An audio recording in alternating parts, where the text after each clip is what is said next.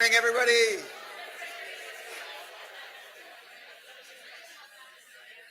Good morning. What?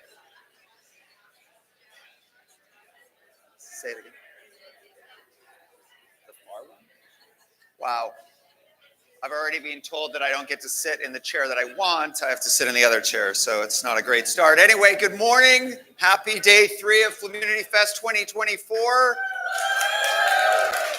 Did everybody have a good night last night? Now, quick show of hands. Has anybody met anybody new this Flummunity Fest? Okay, hold it there. 1, 2, 3. Okay. Thank you for coming again. We're so excited. This is going to be the best day of the 3 days, so prepare yourself for that. Now, the good news is it's still raining, so that's great. The bad news is I ran through all my good jokes yesterday, so please manage your expectations of me today.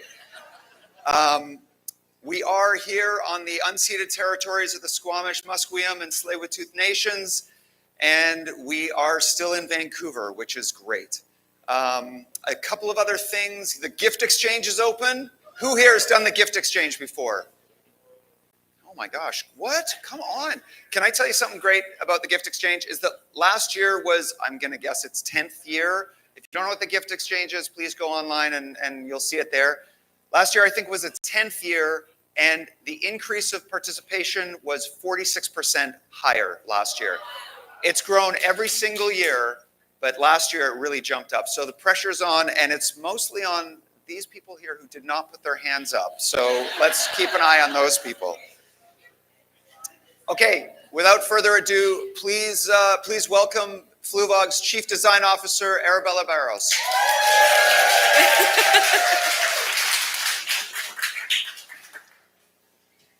Thanks, Steven. I wanted this chair because I can show my boots better.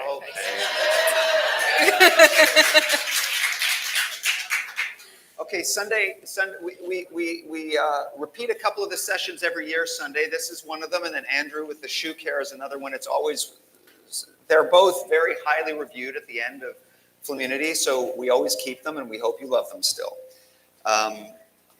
So let's just start. Yeah. Hi. Hi. Hi. Hi. Little echoey. Hello. Should we move across from each other, or we'll just try talking quieter? That sounds good. Okay. How long have you been here at Fluevog? 12, almost 13, I Okay. think. Yes. Great. Wonderful years? Yeah, amazing. What are the worst parts of those 13 years? Just kidding. Okay,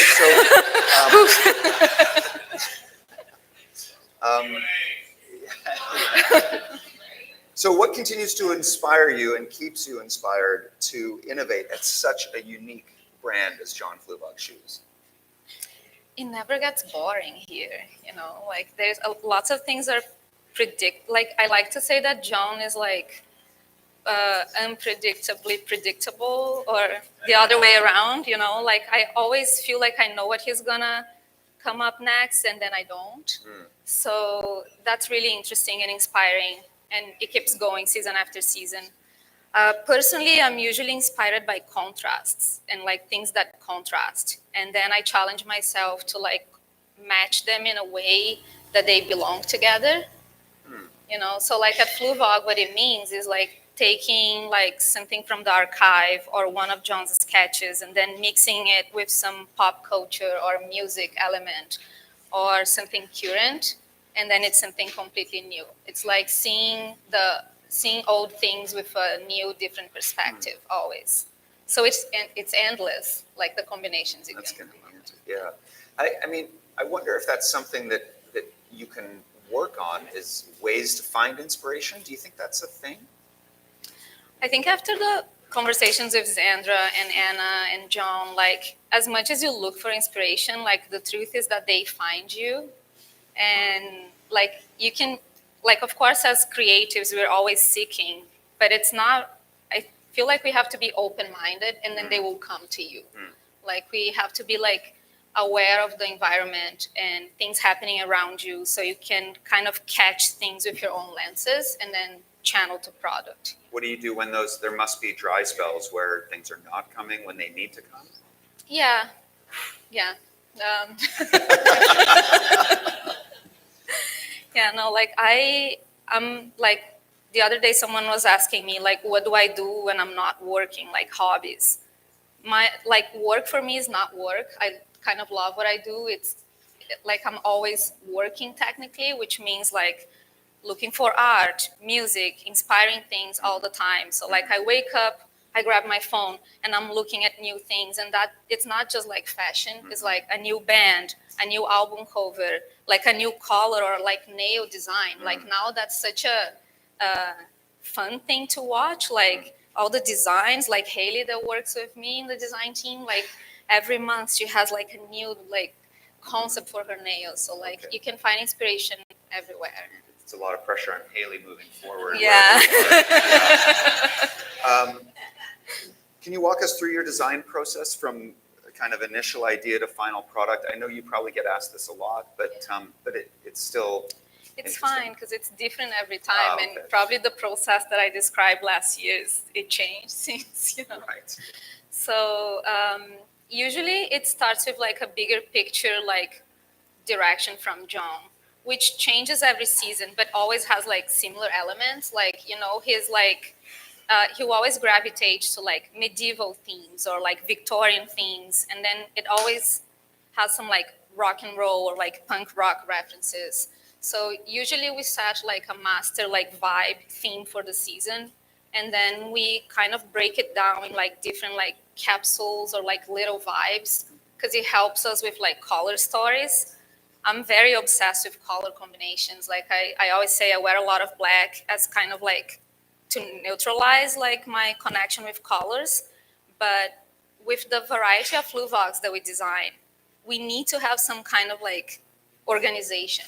Otherwise, they're not unique. Like we have to create some like groupings so the process flows better. So I'll take John's master inspiration and then I'll break down into like a more bubbly, colorful grouping, a more rock and roll, like usually with black or like metallics, and that helps us. So we'll pick colors and materials and the silhouettes, and then it's different. Sometimes it's a sketch from John that the design team will work, add layers and add details. Sometimes it's the other way around.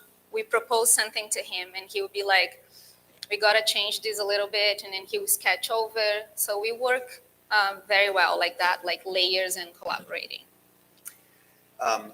Now, John's not here, obviously, so be honest, but He's always here, Steven. Even when he's not, he's here.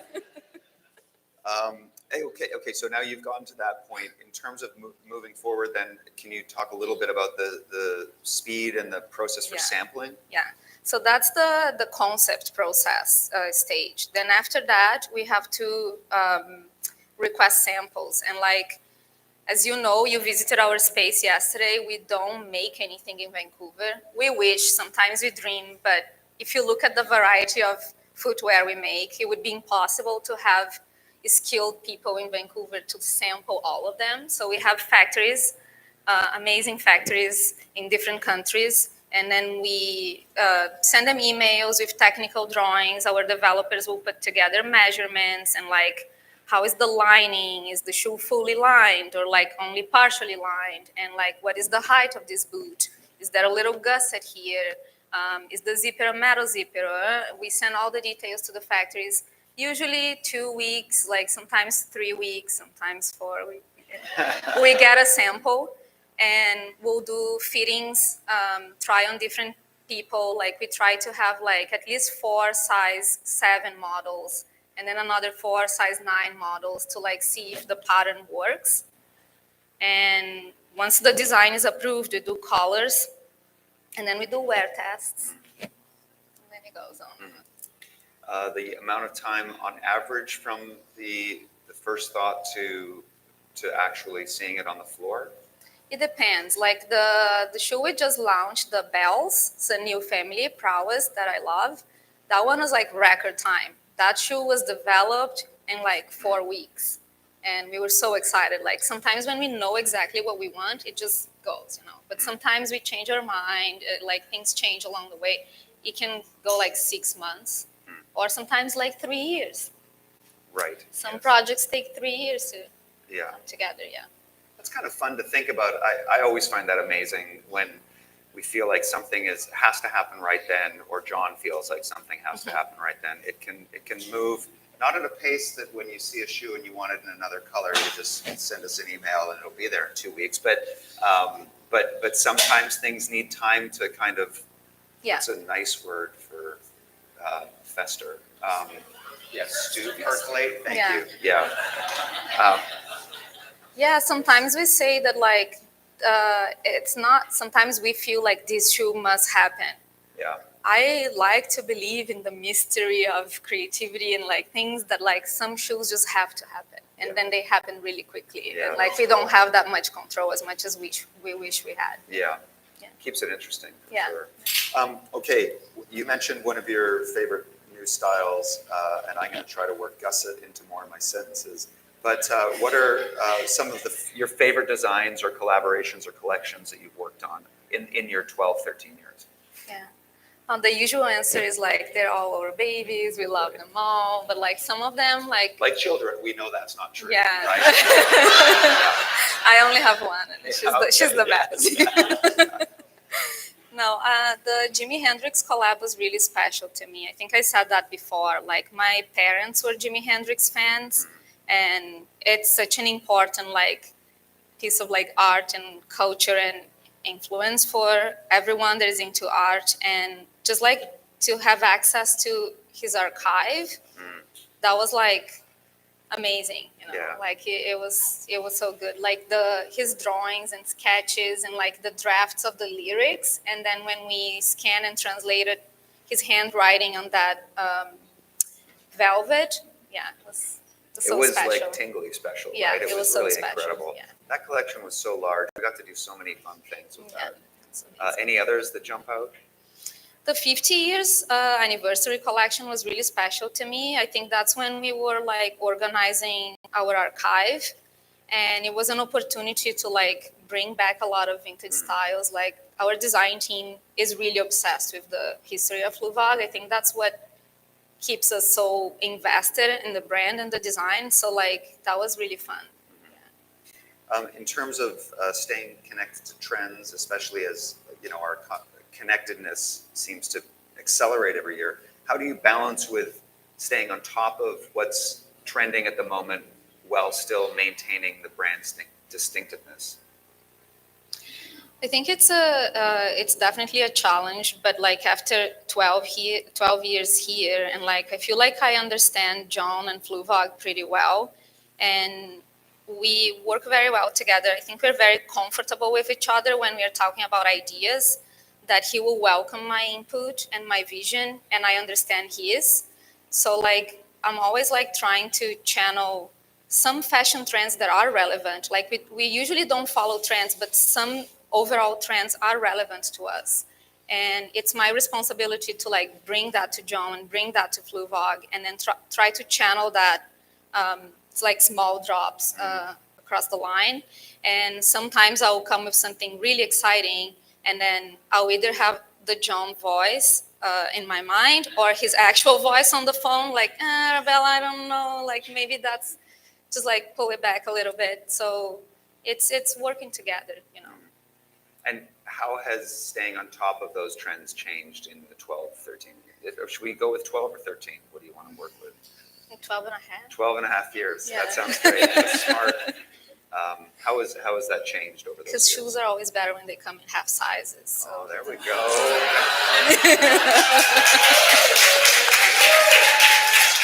So smart. I think it's crazy right now, like how trends are fast, you know. Like before you would have this year trend or like this season trend. And now with like Instagram and TikTok is like this week trend or like this month trend. And then it's like summer brat green, and then everyone is doing that green. And like if we were doing that green already, then it's because of that album, and then it's gonna be too old in like 3 months. And that works for like fast fashion companies, but not for us, because we're like our product has like a longevity and like it's about self-expression. It's not as quick. So I find it really challenging. Sometimes people will be like, oh, Fluevog is following trends because you have this like 90s shoes. And I was like, no, we created that. Like this shoe was designed, like flames and the chunky soles, they were designed by John in the 90s. We're not following the trend. And what do they say when you say that? Oh, I didn't know. And it's like, yeah. The internet is there, like you can say. But people don't search things anymore. They just like open their phones and they're like, yeah, being told things. Yeah, it's difficult, right? Because it's also the world that we live in, so we have to function in that world Yeah. as well. Yeah. Any trends that jump out at you that you have just refused to join in on?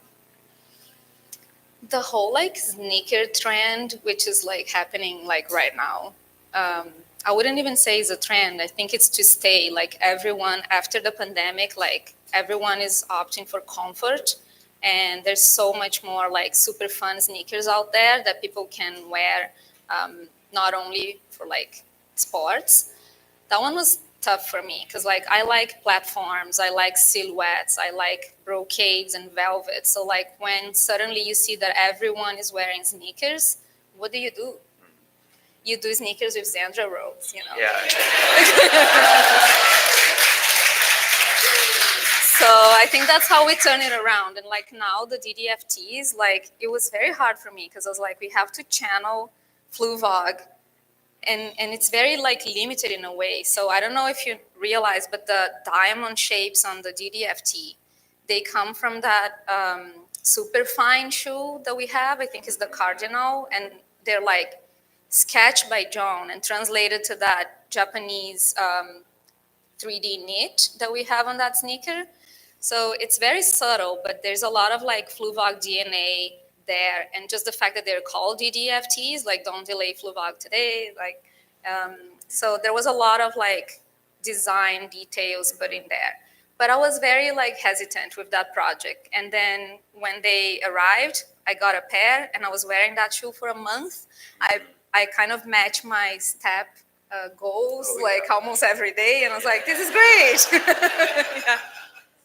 I was the same way with that shoe, and I remember I was texting you from outside of Vancouver, different places, because I'd be sitting like this, and I'd just be like, I can't get over these shoes. I don't know what. I guess I hadn't spent enough time with them before they actually came out, and I was wearing them, and then I just couldn't take them off. And actually, on Thursday, Arabella sent me a message saying, by the way, you can't wear DDFTs every day during Flummunity Fest. So I love them. Yeah. Okay, so now sustainability is obviously of great importance in all industries. You just got back from visiting some of the beautiful factories. Tell us some of the things that we're doing well in that area, and maybe some of the things we can improve on. Yeah. So sustainability is a broad topic. Whenever we talk about sustainability, people go like leather versus vegan, and that's what they expect you to like choose a side, which is very challenging for us because we make leather footwear for a long time for many reasons, and we do have some vegan options, but I don't think that's all. I think it's like a bigger picture. Like we are trying to explore the concept of sustainability of design, in the sense that like you design better and more efficiently, and then you can like cut unnecessary waste and time and traveling along the process of design. Like our shoes are designed to last and to be passed like generations, like parents to kids. Just that alone is like better than disposable footwear and product that will last you a season. So just that is like a big thing. The Flu market is something that we do for a long time that now more brands are doing, and that's like amazing as well, that you can pass to your friends and like make friends as you sell your shoes or buy shoes from other people. But what we are working on now is like with the help of technology, we reduce the amount of sampling. Like we used to make way more samples and use way more resources and labor until we approve the shoe for production. Now with technology, we do a lot of like virtual and like digital images that will speed up our process. So that's a big one. And then the other one is, since we produce shoes in so many places, we try to keep sourcing as local as possible. Because sometimes, like, people produce in Asia and they use European materials and they travel that material around the globe to make product happen. So if we're producing in Europe, we use European materials. If we're producing in South America, we use South American materials. So that's a big one too. And things that we can improve with the amount of rubber soles that we use. There's a lot of new components and like combinations of rubber that are biodegradable and good for the environment that are out there. And we're just trying to like make our soles even better for the environment and still comfortable and durable. Yeah. What is your biggest challenge as a design leader, and how do you overcome it? I think I lead with my heart, which I think it's a good thing. Like I have the sensibility to understand that like the factory workers and my team, they're all humans and we make mistakes and we have families and we are friends sometimes. And like, I think that's the best because you understand there is a person there, you know. But the other side is the challenge because it's a company and it's a business and you have deadlines and things have to work. So like, I think that's the challenge, is to balance the heart and the human side and have to keep the business going. And yeah. Now, Fluevogs and Fluevogers are known for being a little unconventional at times, but in terms of the shoes, are there any designs or directions you've gone that are too bold for Fluevog? So many. So many. Yeah. I don't know if I'm allowed to say, but there is a new. There will be a dragon shoe that John is working on. It's very bold.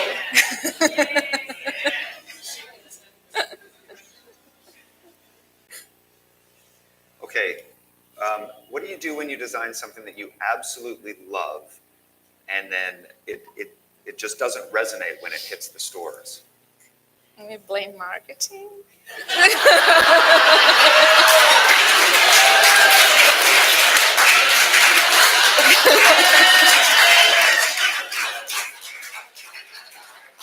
Well done. Yeah. I mean, that's fair, I guess. You're the voice. So. Right. Yeah. Ouch. No. Okay. Beyond that? Beyond that. Sometimes we know that the shoes won't like sell, and it's really challenging because like I believe we have to sometimes do them anyways, you know. Like I believe that some shoes have the role of attracting customers to the store, fascinating customers, and then they will buy the sneaker, then they will buy the ballet flat. But if we don't have that shoe, like if we don't have that art piece there, then we're not Fluevog, then we're not that unique. You know? And sometimes we make shoes that don't get purchased and don't get produced. And then we kind of like, we do sneaky things where we put them on sample sale. And then we just watch the Flummunity, like that pink bebop. And then we just wait, because we know people are going to pick up on that. And then they start, oh my God, why don't we produce this shoe? And then we do. Yeah. Oh my God. What's one thing that really frustrates you about the fashion industry and something that you absolutely love about the industry? It frustrates me how like sometimes it's just like mean. I think like there's a mean aspect of fashion, you know, like the thing about body shaming and like the supermodels and everyone has to look a certain way. I don't like that because fashion to me is like a way of expressing yourself, one of the best ways of expressing yourself. So like you can channel that to like empowering you, but if it's the wrong way, it's just like put you in a bad place where you don't belong. So yeah. And something you love about the industry? The chance to like express yourself and like different trends for different people and the change, you know, because we're not always the same. Like we evolve. So like you can be super girly and cute one season, and then the next season you can try like a more rock and roll look. And I think fashion allows us or like invites us to that change and evolution of style. Yeah. Okay, the AI discussion is happening in every industry, and it changes how all of us are working in small and big ways along the journey. How has AI helped your team? We've been experimenting with AI a little bit, and I have to say some aspects of AI I really like, because sometimes like people are intimidated by their lack of skills to try an idea. Like let's say some people have really good ideas, but they're not really good drawing.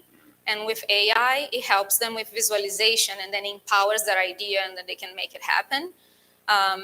So it also speeds up ideation and visualization, but it's not as simple as typing like design a John Fluevog. It's not that simple. There's a lot of like engineering and magic behind that, but I think it's there, and like if you use it correctly, like as tools, it can help in the process, but it will never replace creative brains. Like never, I don't think so. What are some projects or partners, or who are some projects and partners that you would love to work on collaboratively? I would love to do more like movies or like series, like for costumes, like Star Trek. That was so fun, and there's so many characters that I could see wearing Fluevogs, and I would love to make shows for them. What's the greatest thing about those collaborations for you? I think there's like Fluevogers are like really into like art and movies and games. So like there's such a like a cross like connection between the two like worlds. And so like I love seeing that people can rock a Star Trek boot on a daily basis, and it's also on TV. I think it's just, it makes the community bigger. I mean, I don't think we work very closely together on a lot of those partnerships and collaborations, and I can't really see a place where we would ever stop doing that, because we've discussed how much fun it is for our whole organization to kind of learn from other organizations as well. Can you tell us, are there any in the cooker right now that you can talk about? Is that a term? Does that make sense? Any being worked on right now that you can? Can we? Yeah. Not that one or that one or that one. But that one? Yeah, okay. I think. There's something beautiful that we are working on with Rachel Burke. We worked with her before, and it's coming soon. I just can't say more about it. Okay. Might it be in time for holiday season? Yeah. Oh, I think so. Great. And very sparkly. Very sparkly, she said. So Yeah. look for that. Yeah. Okay, and should we skip that next question and go to Q&A? Or do you want to hear this question? Okay. No pressure, and John's not here. So what's something you'd want to change about the brand's creative direction that you've never been able to?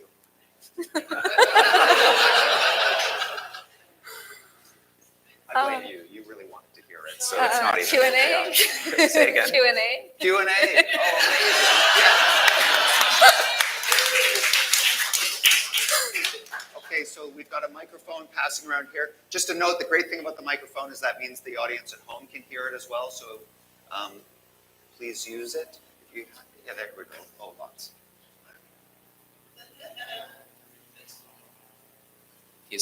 Might be a wild question, but you're talking about like collaboration. So I'm an avid gamer, and I play games like MMORPGs and stuff, and a lot of the games are focusing more on the aesthetics of the characters, including what they wear, which could also include shoes. Have you ever thought of collaboration with popular games? I don't know if that's feasible.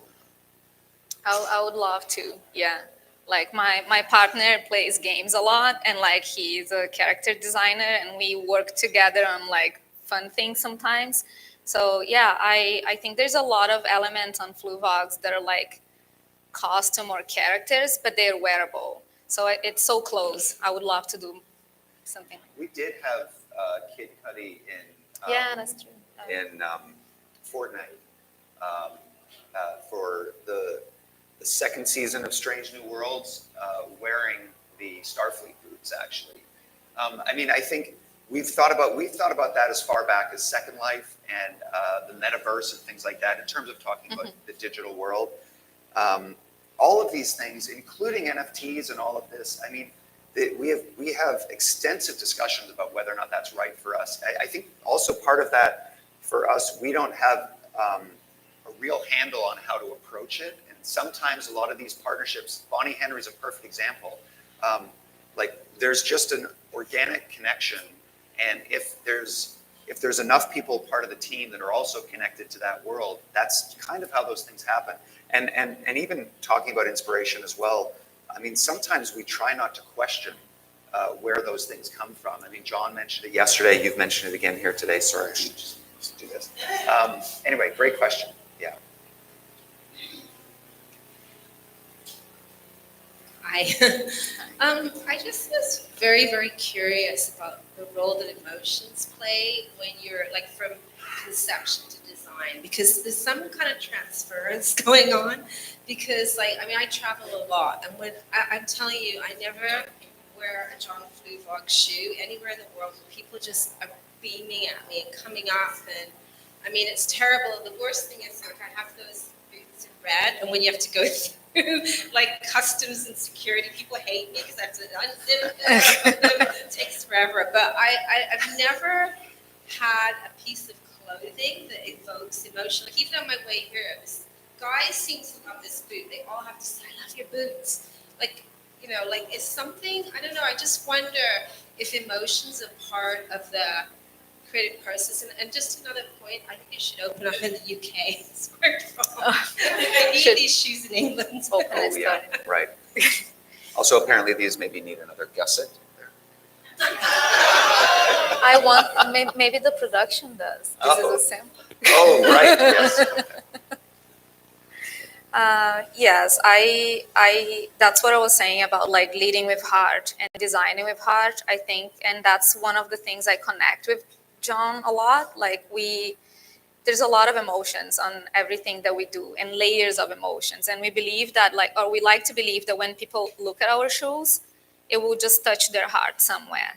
It's not like, oh, I need that shoe because it's good for walking. There's so many shoes out there that are good for walking. But I look at that shoe and I think about that music, that era, my high school, or like things my mom used to wear, or my granny, so that's like very important for us. If we had like check boxes as we are designing, like the emotional connection with customers would be like top priority, like elements that would touch your heart. Very important for us.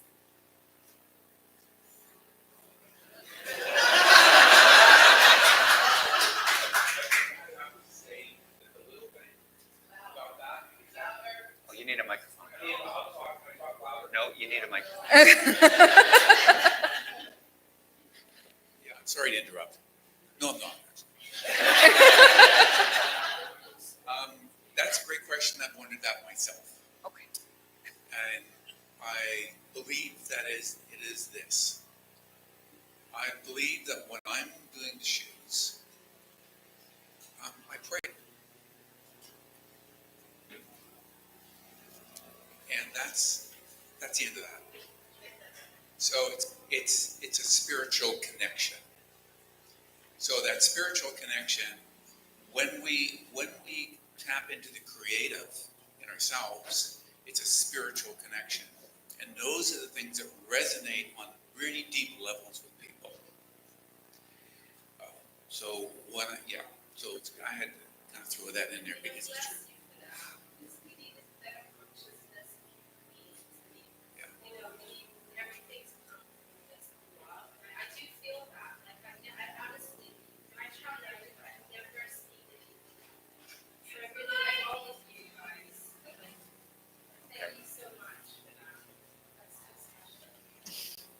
Thanks, John.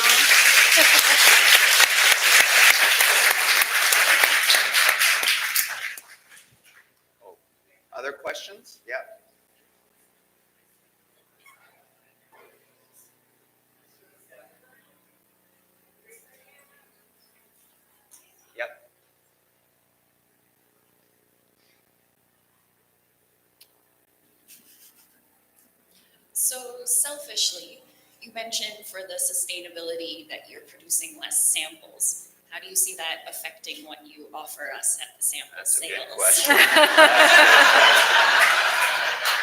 Smart. Great question. Yeah, it's been challenging. Like sometimes we have meetings and it's like, oh, we need a new sample sale. Like we're asking for a new sample sale. How many samples do we have?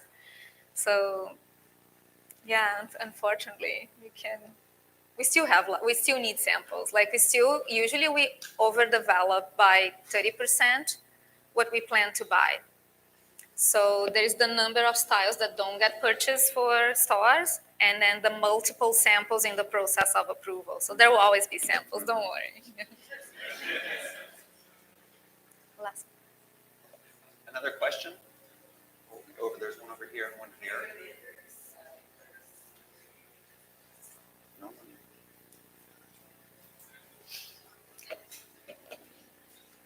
Hi, I wanted to actually ask about the transformation in the acceptance that we have as a, especially in sort of the more Western societies of the acceptance of LGBTQIA plus folks and having more folks who are non-binary and trans. And within our community, we see that, like in the Flummunity and things like that. And then also, some of us are bigger women and we have bigger feet, and there are some men that have smaller feet, and there are some little tiny women that love men's shoes, et cetera, et cetera. You get what I'm saying.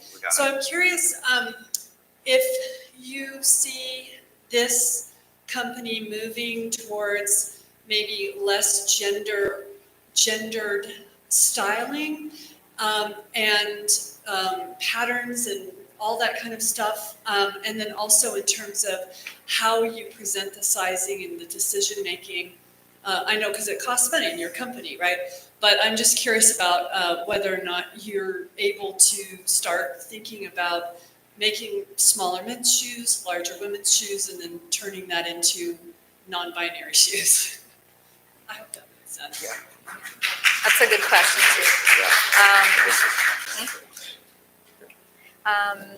That's another one that like, even back in the day, like in the 90s, like I think Fluevog shoes are always very inclusive.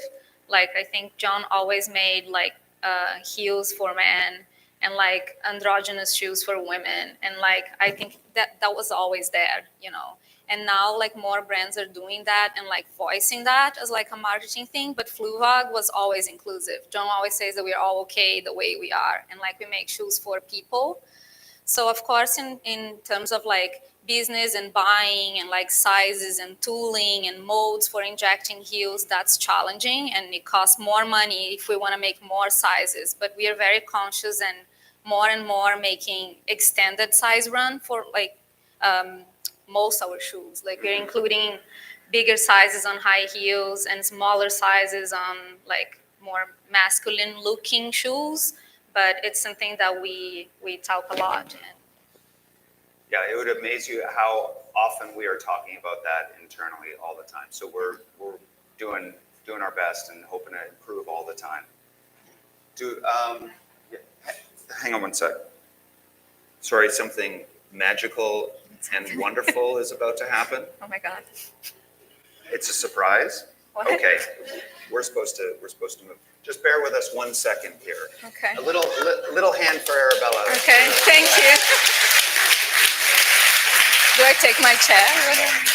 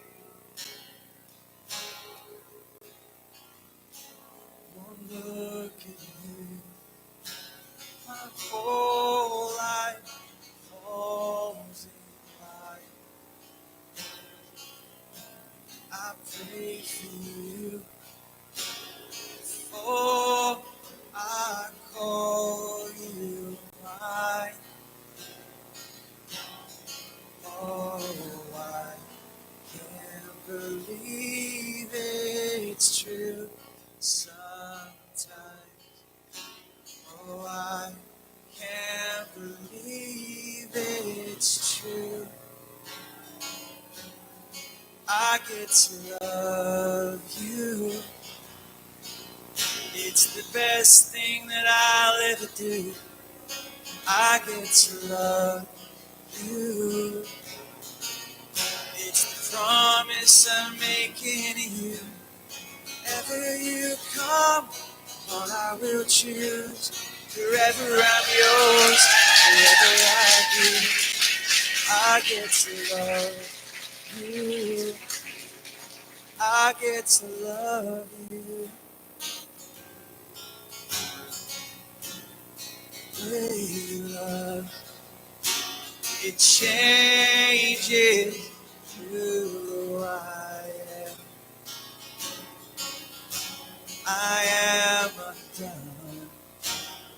I thank God once again.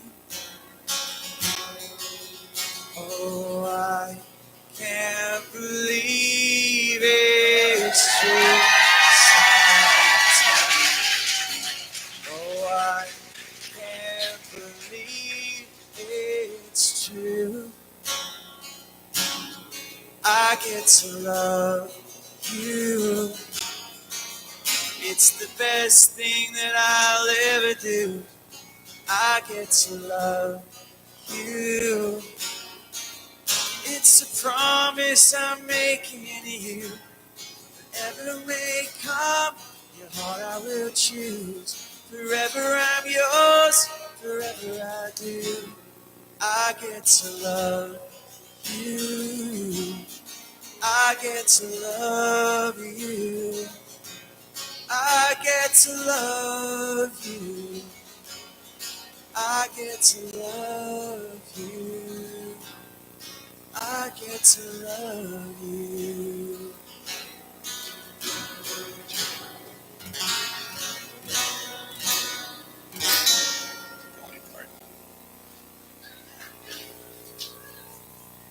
It's a little malfunction. No.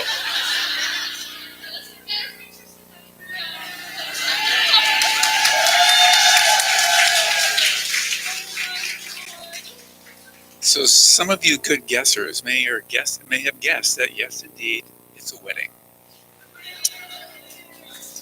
So welcome.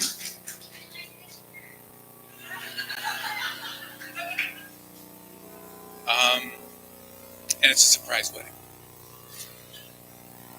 Ron and Amber are getting married like right here and now. And I particularly like weddings in unusual situations. Ruth and I got married on her 40th birthday at a party in our shoe store. And it was a surprise, no one knew it was happening. So partway through, it was like, oh, we're getting married. And it's like, people were like in shock, thinking it was some kind of 2-for-1 that they were gonna, I don't know. So welcome to everybody. Welcome to the family, to the relatives. Thank you. And here we are. Ron and Amber consider the Flummunity part of their community. Amber told me that she had a dream that she would get married at a Fluevog event. It's a dream. And that I would give the blessing, and you and all the Flummunity would be here to witness it. And guess what?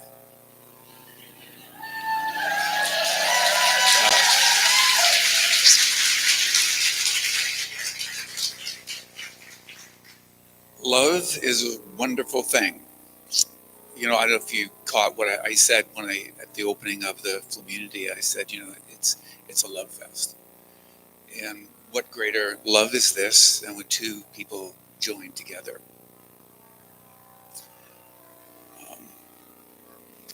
I love being married. And I love to see people in love. I love it when I just see walking down the street and just see somebody in love. It's wonderful. You can feel the energy coming off them. It's great. So I'm going to give you a little bit of maybe strange marital advice. But one of my favorite songs that I like is a song by Otis Redding. And it's called Try a Little Tenderness. It's got a great beat in it. And it's just, sometimes life just gets dreary. And what we really need is for each of us to have a little tenderness with each other when that happens. And it's just so lovely. I really love that song. And I would say we also need the perception that we're in charge. You know what I mean? We're not really in charge, neither of us. Nobody in the relationship is in charge. But we need the perception that we are, that we have some control and individuality, and that you're in it together. And it is not a one person thing. It is a group. You're coming together as one, and that's quite special. You let your ego go a bit and just work together on things. So we talk a lot about souls at Fluevog, and here we are. We have two souls uniting, the left and the right. They rarely separate. And they walk through life together, through all kinds of weather. And they're each unique, and they're separate, but yet together, and they complement each other as they make their journey easier through life's journeys. So whether you're married or not, we all have a need to be loved and accepted. And this is where the community comes in. We need to walk together as a community. So Ron and Amber are getting married in front of you, and that gives you a little bit of responsibility. Hello.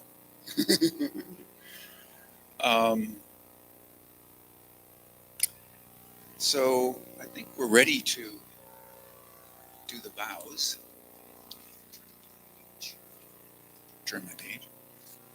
So do you, Ron, take Amber to be your wife? Do you promise to be her companion in adventure, her comfort in disappointment, and her accomplice in mischief, and her strength in times of need? I do. And do you, Amber, to take Ron to be your husband? Do you promise to be his companion in adventure, his comfort in disappointment, his accomplice in mischief, and his strength in times of need? I do. So, Ron, you got a ring there? Here we go.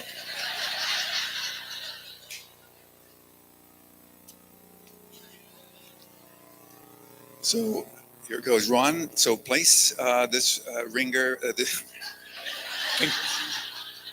You know what I mean. Place this ring on the third finger of Amber's left hand and repeat after me. With this ring, I thee wed. I give you my promise. That from this day forth you will not walk alone. May my heart be your shelter. And my arms be your home.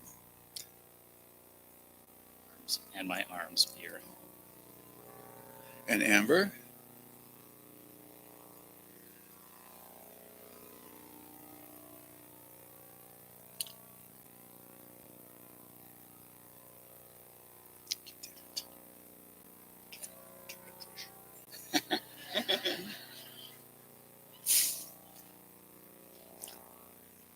So you can repeat after me, Amber. Oh, he's getting there. He's got it on. So this ring is not coming off, okay? And that's a wonderful thing. So Amber, you can repeat after me. With this ring,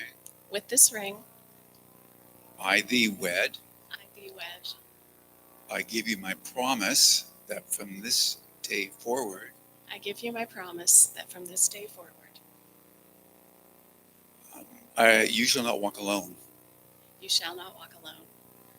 May my heart be your shelter and my arms be your home. May my heart be your shelter and my arms be your home. All right, well, with that, we're going to pronounce you man and wife, and the community pronounces you man and wife, and we're all in this together, right?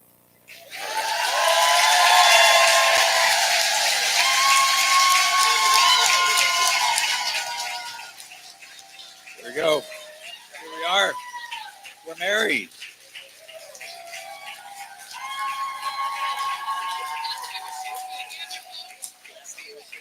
Oh, we're doing a shoe thing.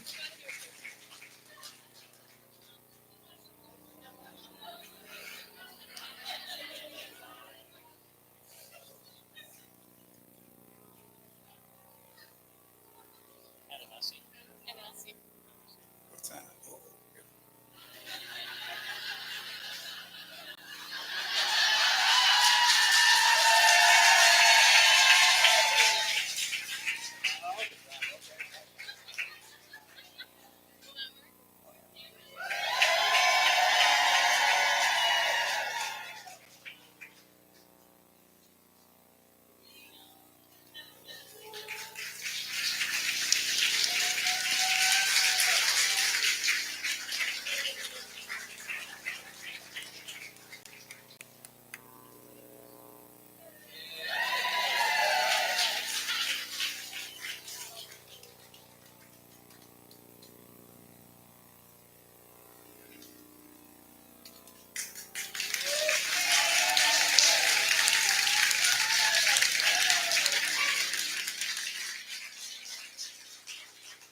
And there they go. So if anybody wants to, the Fluevog car is right out front, if everybody's seen the Fluevog car. And they're taking off on that. If you want to have a look at that and see that event, there you go.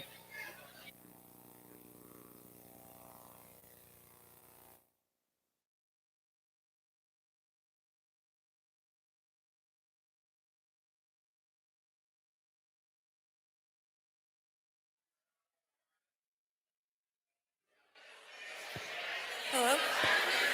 Hi. Walk with me. Yes? Hello, everyone. Can you hear me okay? Yay. Yes? Great. Okay. Awesome.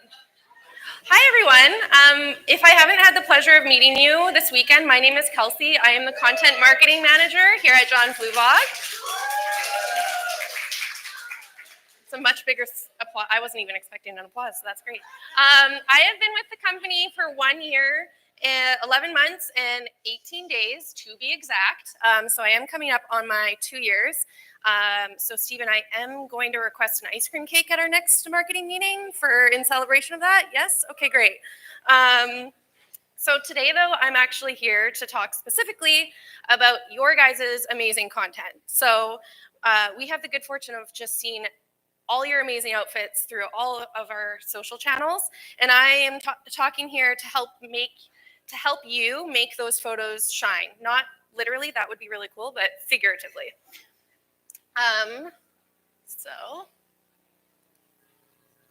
Okay, I actually did do that, so that's really good. Oh. Okay, so first on is composition. So composition is kind of this big word, but it's all about arranging elements in your photo. Basically, good composition helps tell a really strong story. I use like a tablescape metaphor. So think of like your Thanksgiving dinner. You have a beautiful table. There's a lot of various elements though that you contribute to that table to make it what it is. The candles, the centerpieces, the plating, all of that. This is similar to what makes a great photo. There's various elements that contribute to the end result.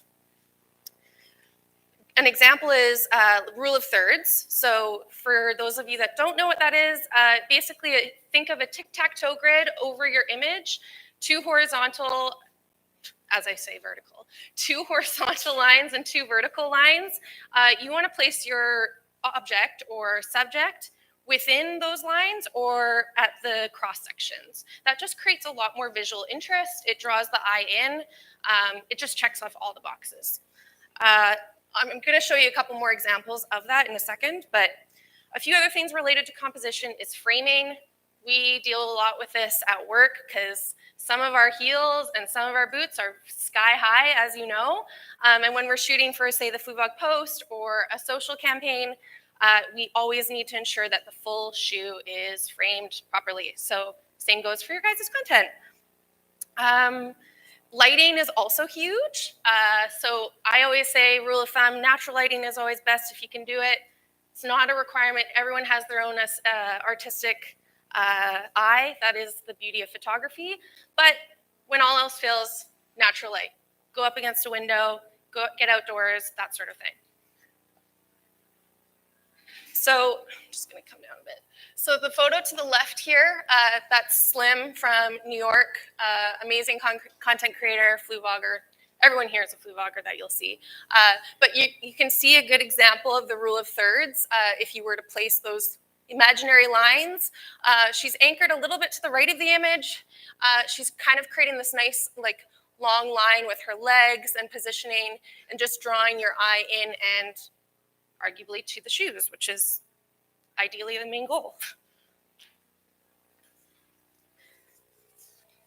So number 2, setting yourself up for success. This is quite literally what it means. Look at your camera settings. This is huge. It does depend on what you are shooting, and I'm going to nominate our lovely in-house photographer, Pat, to talk to you specifically after this talk if you have questions about a particular environment you want to shoot in, because it does vary. But just double checking your settings on your phone or your digital camera to ensure that what it is you are wanting to capture, your phone is or camera is set up correctly for that. Also, just give your camera lens a little clean now and then. You would be surprised how far that does go. Yeah, no gummy thumb photos. We don't want that. And also the back camera versus the front camera on your phones, huge difference. So we all love our selfies, but the front camera, like that is on your screen when you're staring at your phone, actually is of lesser quality. It is grainier. The color doesn't come across as well. So I always say I encourage you to use the camera on the back of your phone. I know that makes it harder because you can't see yourself. There's ways around that. I'm not going to get into them right now, but I encourage you to get out of the box and try that. Invest in a little tripod. Those sorts of things are big helps. Posing. So Fluevogs are fun. You guys are fun. You guys all have your amazing senses of style and aesthetics, and we love to see that shine. Be expressive. House of Curiosity, this particular image, I absolutely love. I think it just brings me joy. She's done an excellent job composition-wise, but with posing, she's just letting her personality shine, and that's what we love to see. We want to see your authenticity. We want to just see you being you, and this is a great example of that. There's a couple more examples here. Are they candid? Questionable, but posing, you can still, be like, I want a photo of this moment, but then get candid with your posing and experimental. And these are 2, I think, really great examples.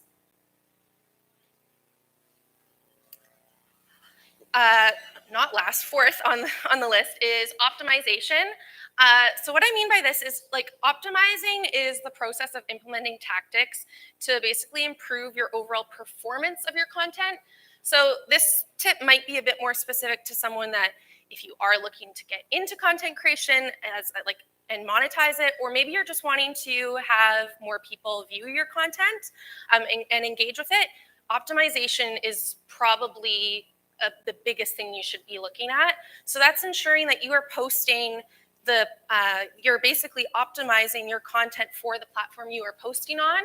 A great example I like to use is YouTube. So if you are using horizontal video, we all know YouTube offers now YouTube Shorts for vertical video and everything, but primarily it is best for horizontal.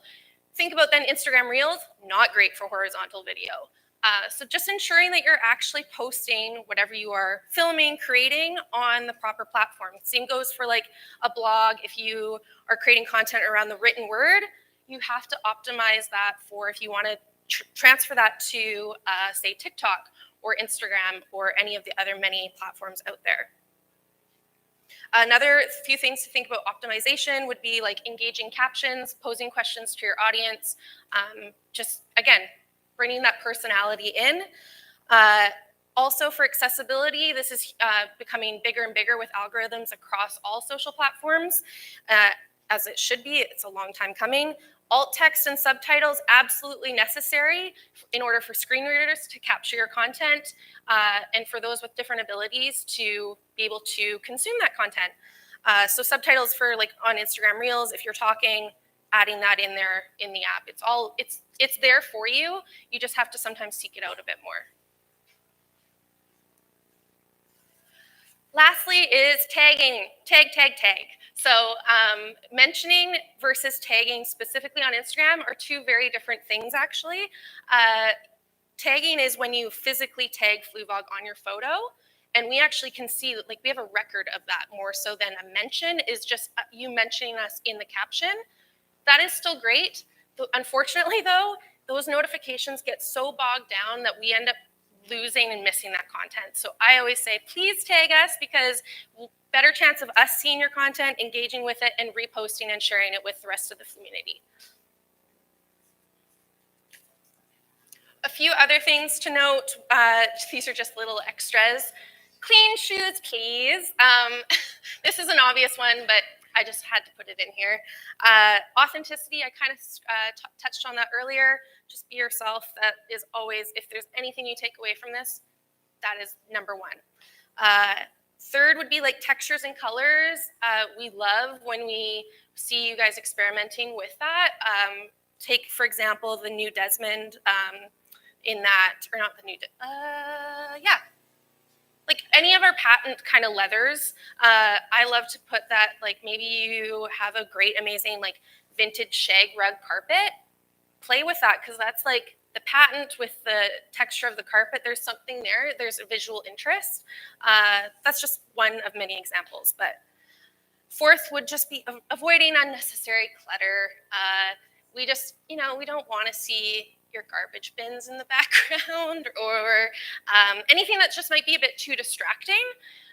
There are ways to still have a busy background and sell that photo and make that a really strong visual representation, but it's all about finding balance with that. So, and that's it. So,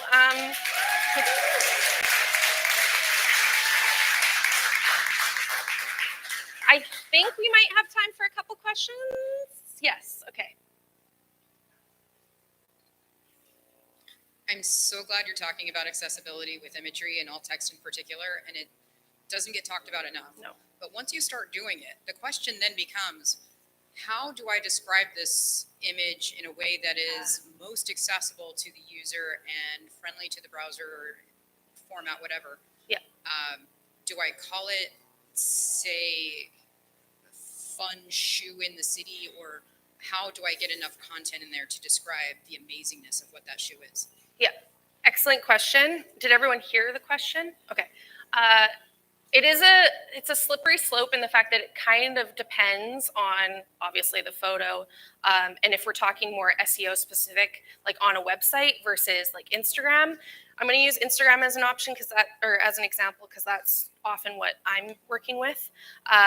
But in the alt text, you are literally just said to describe the photo with it's not vague, but very general, understandable language. So if it's like girl in red patent leather shoe standing in front of a city building, like something like that. It is pretty general. I hope that eventually we get to a point where we can be super descriptive and screen readers can actually capture all of that and everything. But typically that's my word of advice. Louisa, our ecom director, would have a lot more to say with website related alt text and everything, but it's also kind of this new area, which is annoying that it's new, so we're still like learning about it, but yeah. Any more questions? Really? Okay. No more? Just, oh.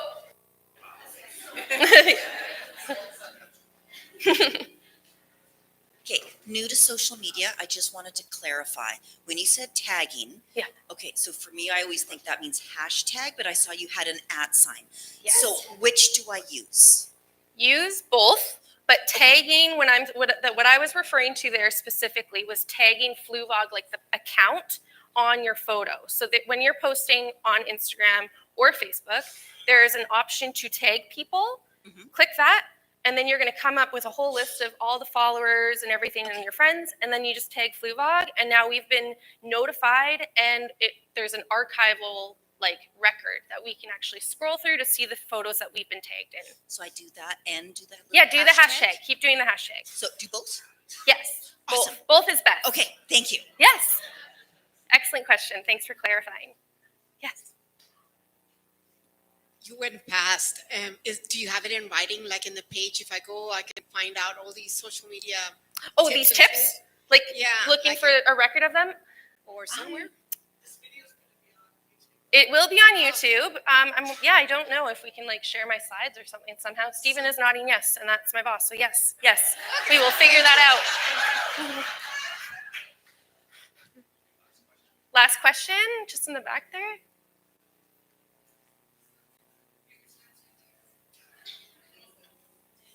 Thanks, Tina. Thank you so much for helping us professionalize and perfect our pictures. But one of the things that's glorious about the Flummunity is it all goes. So for those of us that are amateurs, just in Boise, Idaho, show that picture in your kitchen, rocking those vogs. Yes, absolutely. We want to see it all. Absolutely. And photography it's a creative medium, so everyone's going to have their own interpretation of it, and that's what makes it so much fun. So I just encourage you to get creative and express yourself, and it can be hard to be standing in front of a camera and everything. I get that, but the more you do it, or find a friend that also is having a hard time, and it's incredible what happens when you just start doing it and expressing yourself and following who you are and being okay with that. It's okay. Awesome. Thank you guys so much.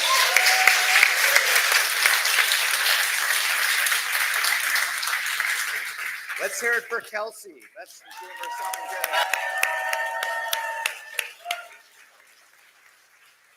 Okay, so we're going to be about 5 minutes setting up for the next speaker. So grab a refresh of coffee or water or whatever you'd like, and we'll meet back here in 5.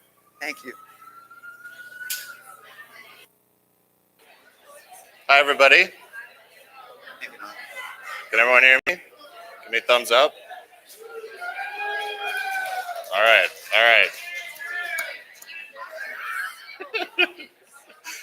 Okay, so I'm glad Kelsey was there to be a buffer before the wedding, or between the wedding.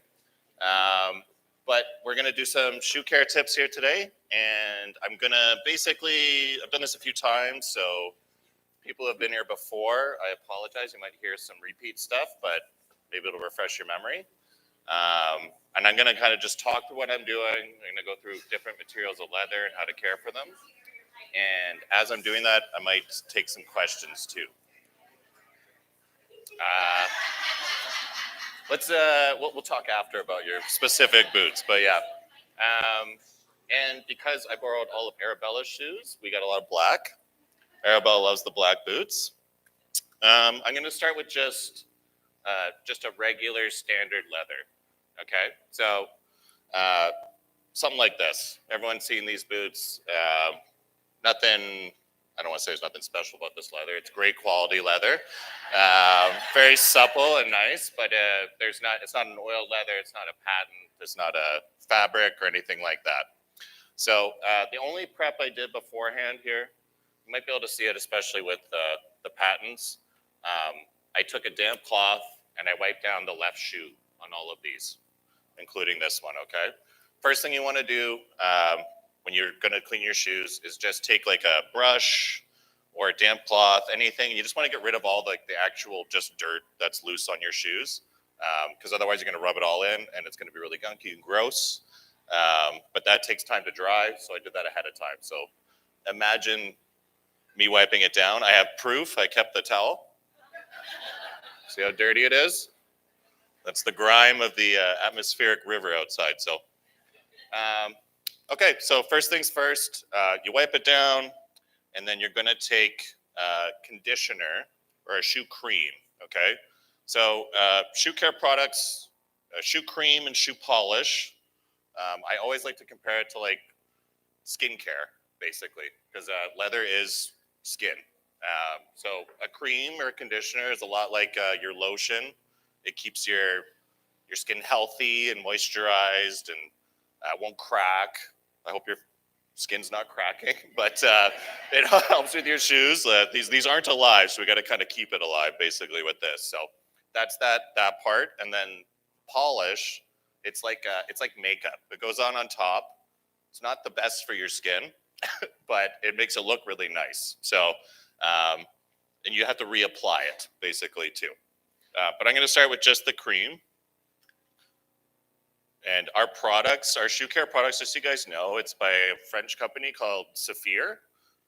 They've been around over 100 years now. They use all natural ingredients, and it's like the top of the line shoe care product that you can get. So we're really proud to be able to sell that to you guys. It has John Fluevog on it. That just makes it a little better. But the actual product is Saphir. So if you're ever curious, like what we're using, what's in it, you can always go to the Saphir website and you can see exactly all that product. And Saphir has they got all the colors. So I know I'm working with just black. It's just easier right now, but they have specific colors that obviously we have a lot of colors. It's not going to be an exact match, but it gets pretty close. That's one thing I do want to talk about before doing anything, is just kind of managing expectations. Ideally, your shoes look better after we're done than they did before, but they might not look the same as they did before. You'll see some slight color variations, but that's just kind of the life of the shoe. Have you guys heard the term patina? Yeah, so that's basically like the leather takes on a life of its own, and over time it ages with you, and it gets some character. I especially like that with brown shoes. You get to see more of those variations, and you get kind of like a wood grain finish after all those scratches get polished out. You still see them a bit, but it kind of blends in. It's nice. So I'm going to take this. Major point, don't just go blop and just go grab a coffee or anything like that. It'll seep in. It'll be a lot darker in that spot. So you kind of want to, I almost like start moving and then get closer, and then it's like, and we start, okay? And you can be liberal with this, just keep plastering it on. You just want to cover the whole shoe. I like to split it up into like mental panels, so like, I'm gonna do this half, and then this half, and then the back, basically. So you don't forget a spot. Because if you do, it's gonna look a little weird. And then we're just applying it, making sure I get every surface. I recommend putting your hand, like there's creases, so you wanna like push them out so that the cream gets in everywhere, okay? While I'm doing this, does anyone have any questions about anything at all? Well, shoe related. Or anything, whatever, I'll try my best. All right.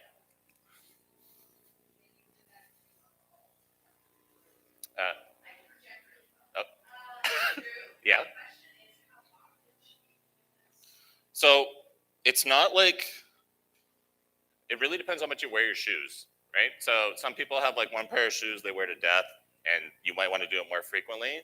It's really as needed. So the best part of the shoe to test it on is everyone, when they walk, they make a crease here, right? So when you touch that crease, if that starts to feel a little dry or not like the rest of the boot, that's a really good time to like, I gotta put some conditioner on these. Anyone? Is there just a clear cream that you can use that will go over all the different shades? that you Sorry? should have to be? Because like I have a pair of shoes. It's green, black, and white. So, and I see that you're using strictly black here. Do they make a clear cream that you can go over? Yeah. all So, three colors? And he's asking about like multicolored shoes. Yeah. So with multicolored shoes, we do carry like a neutral cream. That's great for like if you're ever in doubt, you're worried about matching it or not. You can just use the neutral cream. It won't add any color to it. It'll actually like pull up color that was there, which is a great way to do that. But if you ultimately want to do it really well, you're going to have one of each cream, and you're going to be really careful and not apply it to the wrong color. And I recommend starting with the lighter color first, and then working your way darker. But yeah, and again, but if you don't have the exact color, use the neutral color, and it'll bring back a lot of the color that's underneath. I just wonder, like, I've got a lot of scuffing. How, like, say I've got bright yellow, I've got red. Like, how can I get, like, what do you do? Like, So it depends on the leather. I don't have to repeat the questions, right? Everyone hears? Okay, yeah. So scuffing, it's again managing expectations. Some stuff you're just not going to be able to fix. It's just, I'm sorry, but like some shoes, they do meet their end, and we try to salvage as much as we can. If you have a scratch, it really depends on the leather. But if it's like this kind of leather, like a standard leather, no.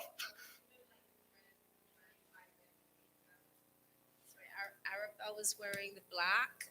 I have them in the red, like, and they're scuffed.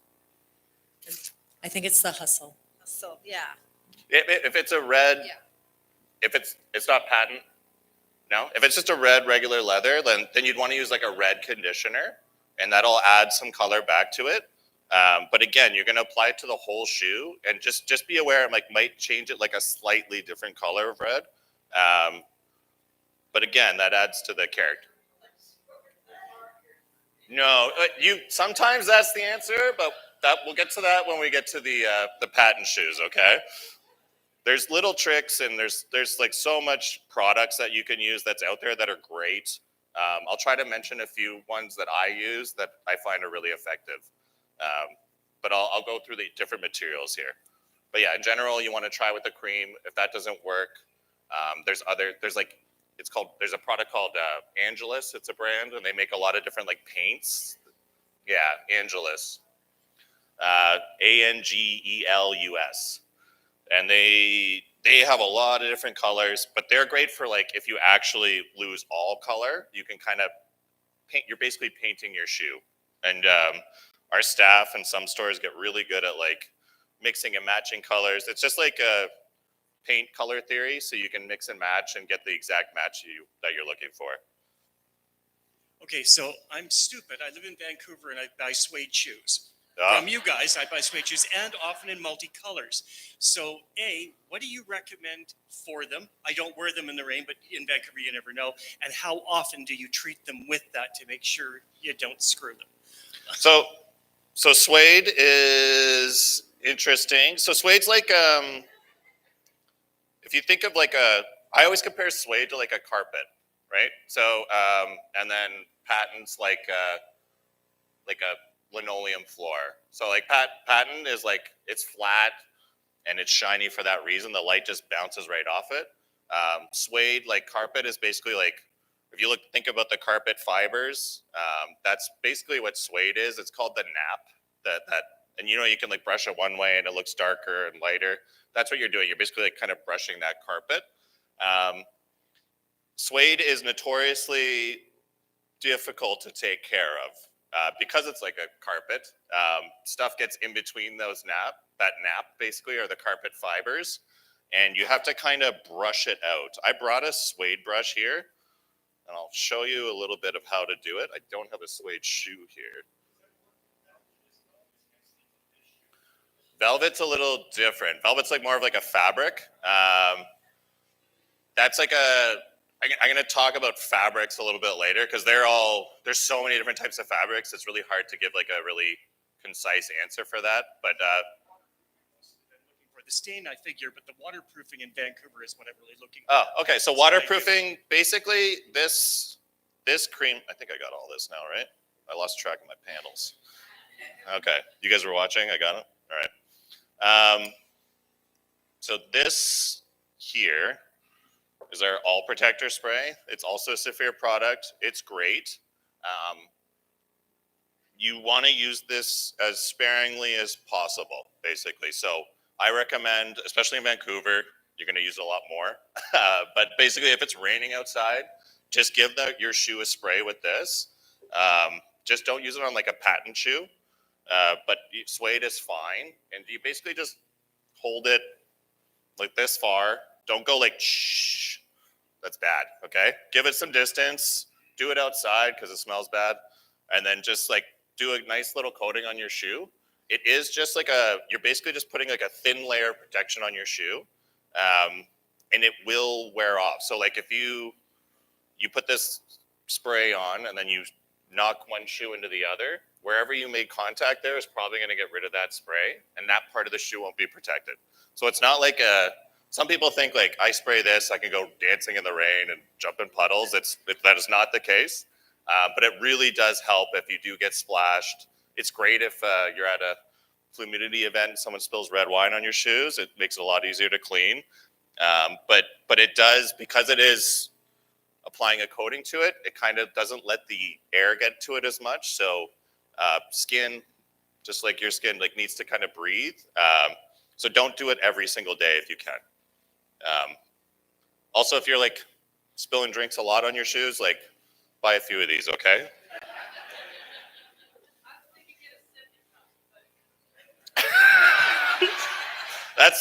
Yeah.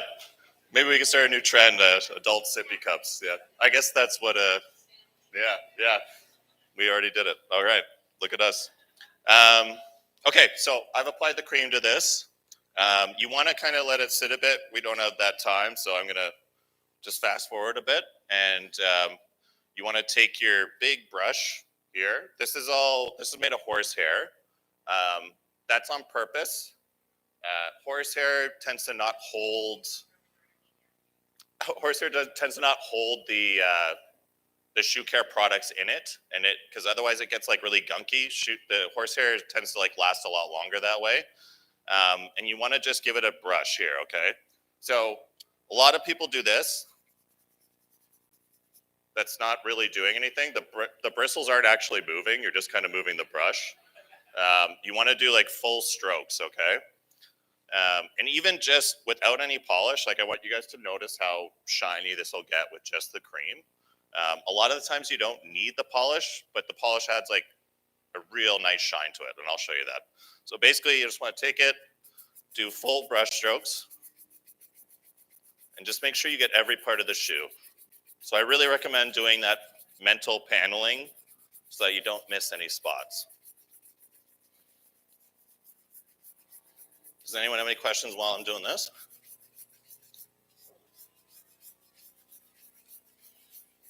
What would the safest way be to dry my tailors that experience the atmospheric river? Air drying. Yeah, don't take like a blow dryer to it or anything like that, because you want to have like an even dry. If you like spot dry something, it is kind of like clothing, like it will constrict in that area, and then that can lead to damaging the integrity of the leather, because you're basically like pulling on it, basically. Does that make sense? So you just want to kind of just let it air dry if possible. Or if you're going to let it air dry. Air dry is the best answer. I won't complicate it. Is there like a way to take a scratch or hide a scratch on like a patent leather shoe? Okay, so patent leather, it's awesome. Like I love patent leather. It's beautiful. It's shiny. It's noticeable. Like people buy patent leather to be seen. It's very easy to clean. It's basically just plastic wrapped over leather. So it's just, you just wipe it down. But the thing with patent is once you scratch it or crack it, there's no real fixing that, unfortunately. People sometimes use like clear nail polish to try to mask it. That can help. but I just don't want to give anyone the impression that like you can fix it. So yeah, patent's great, easy to maintain until it's not, and then it's just not. Did I say snot by accident? It's like, that didn't seem that funny, so yeah, I must have. Yeah. What about chrome or silver Lucianas? Those are so cool. When Those are metallic leathers. So that's a situation, they're similar to patent in the sense that you don't want to use the all protector spray on it. It actually like dulls the finish. But those are great examples of where Angelus paint works really well. Angelus makes a whole line of like metallic coloring. And especially for the Lucianos, like you can find a pretty close match. But again, it's not going to be exact, but if someone really examines your shoes, they'll see it. But from standard distance, it'll look great. What do you do about the stacked heel? Are you avoiding it on that one, or is there a separate product for the? So stacked heel, this is actually like a leather wrap. So it's you can use the same product on it. In general, like yeah, I would do the same thing with the black. I'm just kind of constricted by time. But if I was doing this at home, like I would take the same conditioner and apply it the same way. I just wouldn't put polish on the heel. I have two questions. One, with the brush that you're using, is that the same brush that you cleaned it, or do you have to keep the two separate? So yeah, that's a big thing. Thank you. Every brush that you use, you do not want to mix colors. Okay, so this is a black brush from now on. Don't use this on like your red shoes. You're going to be very upset. Okay, so you want to kind of label your brushes. Like at our stores, they all have like red, dark brown, light brown. Keep it that way. But yeah, don't mix and match those. And my second question was just about the suede. You said don't spray too much or too close. Just for those of us who do make mistakes, what's the downside?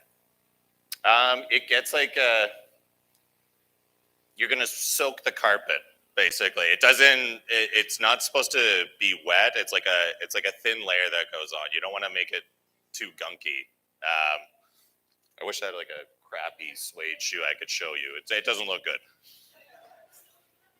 So yeah, this is just with the brush here. Here's the other one beforehand. So I don't know how visible this is from where you're, but that's without any polish yet. Okay. We're going to do polish next, and you're going to be even more wowed. Actually, I'm going to let this dry for a bit, and we're going to move on to another color here. So I'm going to show you a really cool trick that I learned from my wife's boss at the time. Some of you guys met Jessica, my wife. Thank you. I don't get to say that very often, so it's the first time saying it in front of a bunch of Fluevogers. That's nice. But yeah, he told me this trick, and it's awesome. So basically, like I said, it's just plastic over leather. Lemon pledge. I know. It's real. So just watch it. He showed me, I was like, okay. So I'm gonna buy lemon pledge for all of our stores now. But you wanna use a microfiber cloth so you don't scratch up the patent. You're just gonna take some pledge. This is just, I've only used the lemon one, so don't try any other stuff, but you just want to put a good amount on there on the microfiber cloth, and then we're just going to literally just polish the shoe like you're polishing a table. And it smells good. It smells so lemony fresh. Your shoes are going to smell lemony fresh.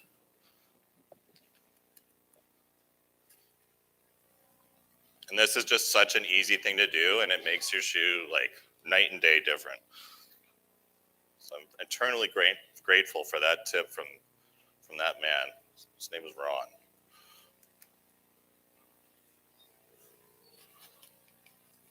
Could that be something for the metallics also? No. You can use a microfiber cloth, but don't use the pledge on it. Yes.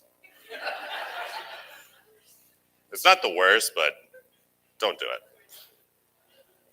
But honestly, like, experiment with stuff. So I'm going to tell this story again, like I told it last time. Sorry, John. It involves John making a mistake. But basically, the first time I met John, he walked into the store, and I had brown Brandenburgs on. Does anyone remember Brandenburgs? And they weren't the shiniest shoes. They were my only shoes, and I wore them pretty heavily. And John, it was my first time meeting John. And of course, he looked at my shoes. And the first thing he said was, your shoes are dirty. And I was like, great, this is awesome. But then, John being John, he took it as an educational moment and took me over to the shoe shine area and showed me how to polish shoes. At the time, little did John know, I actually wanted them to look beat up. I liked that look, but I wasn't going to tell him no. So I watched him take a dark brown polish to my light brown shoes. And it was so funny. He started, I'll never forget. He just starts doing it, and you could just see him kind of be like, uh-oh. And then I was kind of like, oh, I think he sees that he made a mistake, but I'm not going to say anything again. And he just kind of kept going, and it actually turned out really great. So that was like a really good example of like a happy mistake. We use that term at head office a lot. Some of the shoes you guys have gotten, some of our best-selling shoes, I can tell you a secret, were happy mistakes. They didn't come to us the way that we wanted them to come. I don't know if any of you guys remember you were wearing them yesterday, the black and white striped shoes that you got from Phil. Yeah, so those were actually supposed to be white and black.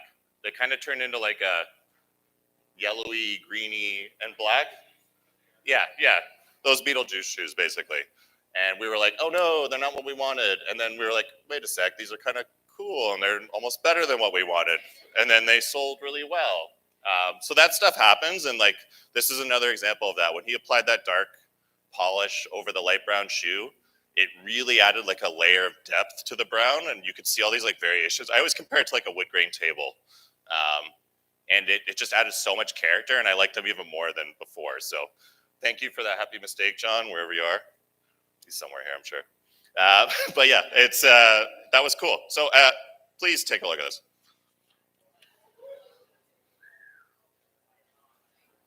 Right? Like, serious, look at that one. This is the one, and I wipe this down with which often is all you have to do, but the polish really adds a big difference. So thank you, SC Johnson. But yeah, buy some Lemon Pledge. Let's see SC Johnson's stock rise after this. There we go. Thank you. So that's really like patent. We just took care of patent. Just microfiber cloth and some Lemon Pledge, and that's all you need to do. And you can apply that whenever you want to them. I'm asking about the new Delight. They didn't work for me, but they have that like laminated leather, not quite patent, not quite regular leather. What do you do with those? They're similar to these. I would start with just the microfiber cloth, and just, if you can, just sit with that. If you ever want to test something, so like, we have the privilege of being able to buy like you guys see how many SKUs we create styles that we create every season. Because of that, we're always experimenting. We're getting different kind of leathers and different materials that we use. If you're ever going to test something, if you're ever like, I don't know how this is going to go, use this part of the shoe right here. Okay, this is like when you're walking around, it's like the least visible part of your shoe. If you do make a boo-boo, it's not going to be super noticeable. That's why they put like this finishing stitch here too. Like it's got to get stitched together somewhere. Let's do it where no one can see it. But yeah, test stuff like that. You can use Angelus paints too, but like basically start basic, just like a damp cloth, wipe it down, try a microfiber cloth. Then you can add like a cream if you need to. But like the final step of trying stuff would be the Angelus paint. Because you're really like, it's hard to take that back basically once you paint your shoe. Okay, so it's taken a bit here. This is all dried off. Let's add some polish to this. So just like I had this is the polishing brush. I'm going to use a applicator brush. Again, it's horsehair, same thing. You don't need this. Like, you can just use a cloth. But the nice thing about these brush, the bristles will really get into all those little creases. So it's worth having one of these. I'm just going to pop this off without hitting me in the face. Okay. So when I use this, I'm just going to show you guys, just dab. Okay, so I got a decent amount on here. You don't want like big gunks, so I always use the inside of the lid and just kind of disperse it, so you get like an even amount. And you're gonna just do the same thing, apply it all over the same spots that we did before. I use little circular strokes. And again, you wanna push up that, the creases so that you make sure that the brush bristles get in there. And it's gonna get all like, see how dull it is where I did it? That's kind of fun because it gets all dull and then you make it shiny again. Any questions while I'm applying this?